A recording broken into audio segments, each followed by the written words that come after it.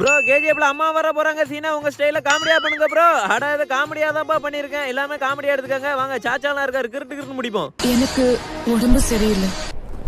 உடம்பு சரியில்லையா? உடம்பு சரியில்லைன்னா துணிமணி எல்லாம் அழட்டும் அம்மா வீட்டுக்கு போ. உன்னை வச்சுலாம் மேய்க்க முடியாது.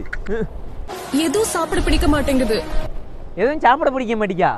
சோறு கொஞ்சோட திங்கணும். சட்டி சட்டியா தின்னா எப்படி பசிக்கும்? நேற்று 2.5 கிலோ வெள்ளாட்டங்கறி எடுத்து கொடுத்துருக்கேன் சாச்சா.